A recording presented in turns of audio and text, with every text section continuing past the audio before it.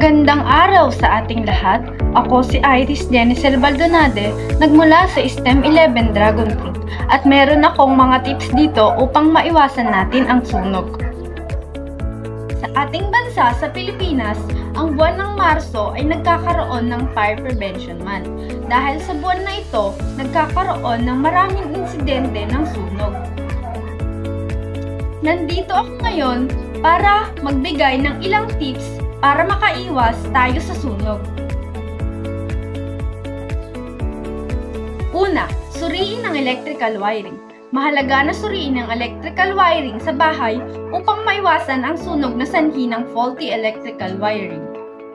Isa na lamang sa lugar sa Pilipinas gaya na lamang ng Metro Manila ay umaabot ng 2,000 ang sunog nito lamang nakaraang taon, kung saan nangungunang sanhi ay ang faulty electrical wiring. Pangalawa, i-check ang gasol. Kapag nag-leak ang gas sa mga kalan, ito ay maaaring maging sanhi ng sunog. Kaya mahalaga ring i-check ang tangke ng gasol kung mayroon ba itong leak. Mahalaga rin ang pagpatay ng kandila at pag-iwas sa paglagay sa mabubuksan na patungan.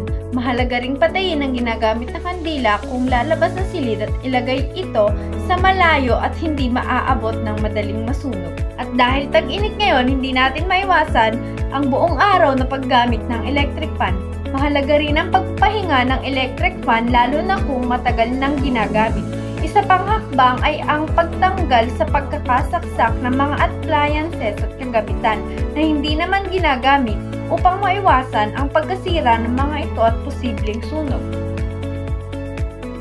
Iwasan din ang pag-imbak ng mga delikadong bagay gaya na lamang ng flammable materials dahil maaari itong pagsimulan ng sunog. At kung may naninigarilyo man sa inyong tahanan, ugaliing maglagay ng ashtray at huwag ding iiwan ng ilaw o tiyaking hindi gagamit ng maling bombilya ng wattage light. At mag-ingat din sa pagluluto dahil ang pagluluto ay isa sa nangungunang dahilan ng sunog. Higit sa lahat, magkaroon ng evacuation plan. Mahalaga rin na magkaroon ng evacuation plan at pamahagi ito sa kamag-anak o kilala upang masigurado ang kaligtasan ng bawat isa. Mahalaga rin na maglista ng mga numero ng telepono ng mga emergency services para sa agarang tawag sa oras ng pangangailangan. Gaya na lamang ng BFV kung nasaan ang inyong lugar. Laging tatandaan na sa pamamagitan ng pagiging maingat at pagpapatupad ng mga safety measures, maaari nating maiwasan ang mga insidente ng sunog at mapanatiling ligtas ang ating tahanan at pamilya. Kapag may sunog, mahalaga ang maging handa, maalam at kalmado para siguraduhing ligtas ang buong pamilya. Magbibigay ako ng mga dapat gawin kapag may sunog sa inyong tahanan. Una, makipag-ugnayan sa otoridad. Kung may sunog, mahalaga na dapat makipag-ugnayan agad sa otoridad o sa mga bumbero. Pangalawa, alamin ang uri ng sunog. May pagkakaiba sa paraan ng pag-apula sa maliit at malaking sunog. Kung kailangan malaman kung paano ito apulahin para masiguro ang kaligtasan.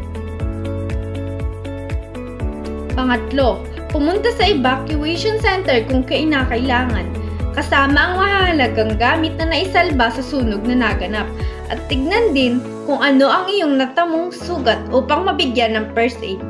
Pang-apat, iwasan ang pag-overheat ng mga bagay. Upang maiwasan ng sunog, ugaliing ipahinga ang mga bagay na maaaring mag-overheat. Pang-lima, mag-ingat sa pag-aapula ng sunog.